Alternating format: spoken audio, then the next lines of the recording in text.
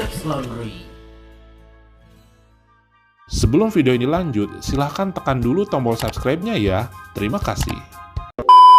Oke guys, kembali dengan Zeps Laundry Channel. Kali ini mau sedikit share cara atau tutorial dalam membersihkan sarung bantal yang ada noda jamur. Nah, seperti dilihat di video, jadi langkah pertama kita campurkan tadi Baiklin gitu teman-teman, dicampur air. Nah, untuk perbandingannya gitu kan, ini tergantung kebiasaan juga sebenarnya.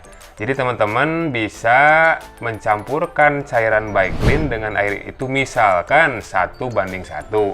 Jadi kalau misalkan Baiklin 100 ml dicampur dengan air 100 ml, ataupun jika dengan campuran itu kurang maksimal bisa dengan 1:2.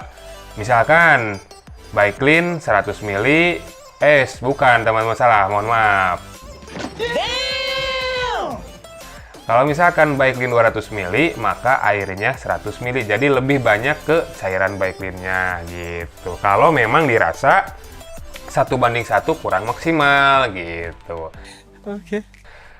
Kemudian, jika proses pencampuran sudah selesai, mungkin bisa dilihat juga di video oleh teman-teman semua. Dilanjut ke proses penyikatan. Nah, jadi tadi cara penguasannya kan dengan menggunakan kuas gitu kan, dioleskannya dengan menggunakan kuas. Tuh kan bisa dilihat, dioles dengan kuas gitu kan secara merata, tapi memang begitu kita oles kadang ada tuh kan mungkin terlihat langsung berbeda hasilnya. Nah, tapi kadang tetap harus dibantu dengan sikat.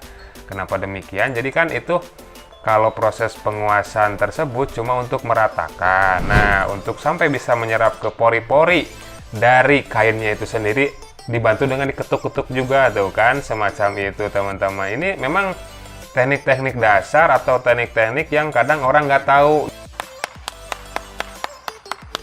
Jadi bukan si sarung bantal ini direndam gitu teman-teman gitu. Jadi dioles bagian yang memang ada noda jamur. Kok ini bisa gitu kan dicampur Baiklin nggak sampai luntur? Memang bisa, tapi itu dicampur dengan air. Lalu proses pembilasannya harus langsung. Jadi jangan sampai setelah kita oles Baiklin sama teman-teman dibiarin, pasti itu akan luntur. Walaupun ini kena ke kasur, bukan kasur teman-teman. Bang.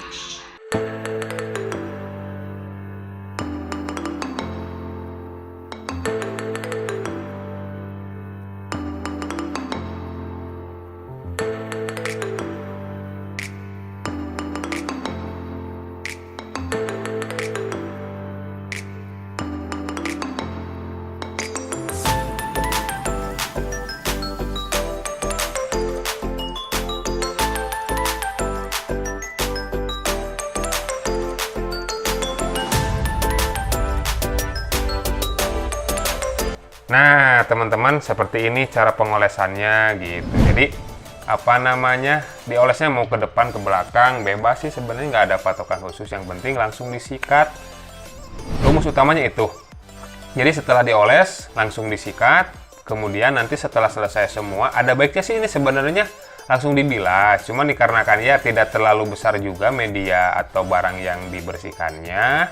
Jadi langsung aja di seluruh bagiannya kita oles dan kita sikat gitu dengan menggunakan cairan Baiklin. Tapi gini teman-teman, setelah misalkan proses spotting, mungkin bisa dikatakan proses spotting atau pembersihan ini selesai, tetap kita bilas, tetap kita cuci kembali di mesin cuci. Tapi mungkin kembali ke teman-teman semua atau para penonton semua dan para subscriber semua, jika mau melakukan ini di rumah silahkan gitu kan. Tapi jika ada hal yang terjadi di luar yang kami contohkan ini, kami memang tidak akan bertanggung jawab gitu kan. What the fuck? Karena kami juga ini membuat tutorial seperti ini karena memang sudah terbiasa gitu kan. Terlepas nanti teman-teman mencoba malah jadi luntur atau apa, yaitu di luar tanggung jawab gitu kan. Karena kami juga gitu kan memberikan tips seperti ini memang yang sudah biasa kami lakukan seperti itu teman-teman.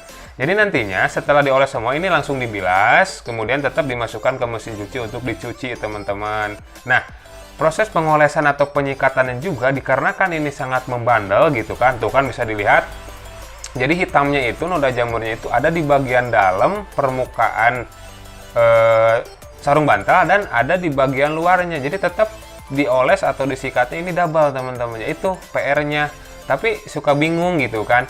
Kenapa banyak, mungkin tidak banyak sih sebenarnya, ada beberapa misalkan para konsumen yang bilang kok cuci sarung bantal mahal banget, satunya misalkan nyampe 10.000, nyampe 15.000, ataupun ya misalkan yang kotornya standar cuma 1.000. Ya ini sebenarnya kalau mereka tahu gitu kan, ya prosesnya seperti ini kan cairannya ini habis berapa mili gitu kan. Terus misalkan katakanlah kita pakai yang 600 mili, itu dipakainya cuma untuk berapa lembar kain gitu kan. Nah itu jadi harusnya gitu kan, kalau memang mereka mengerti ya harus paham juga gitu kan. Nggak mungkin kita juga kasarnya ada trik atau membodai atau apa, itu sangat-sangat tidak mungkin. Karena ya kalau namanya bidang laundry, bidang jasa kan kita tetap memprioritaskan di kualitas, seperti itu teman-teman.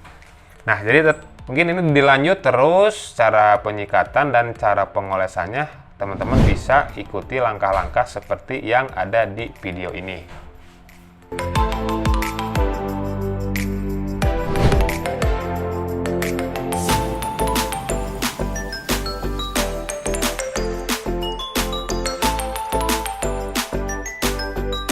Nah, kemudian jika sudah teroles semua, teman-teman langsung dibilas. Mau itu direndam, silahkan. Mau itu seperti air yang mengalir di sini, silahkan gitu. Kemudian diperet mungkin kalau mesinnya, teman-teman.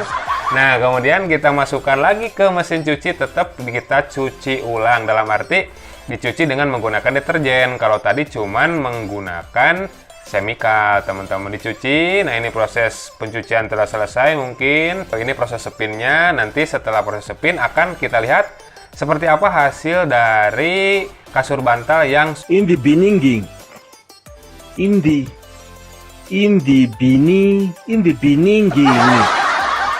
Ya, sudah kita sulap. Nah teman-teman bisa dilihat kan, tadi begitu dekil, begitu hitam. Sekarang hasilnya alhamdulillah sudah putih bersinar gitu. Sekian, sampai jumpa. Jangan lupa di like, subscribe, dan see you, bye-bye. Untuk informasi layanan laundry wilayah Ciamis, hubungi admin Halo Zeps di 081 22 33 14 300. Dan untuk informasi paket peralatan laundry, hubungi admin Meja Setrika Uap di 085 871 484 937 atau kunjungi sosial media kami lainnya.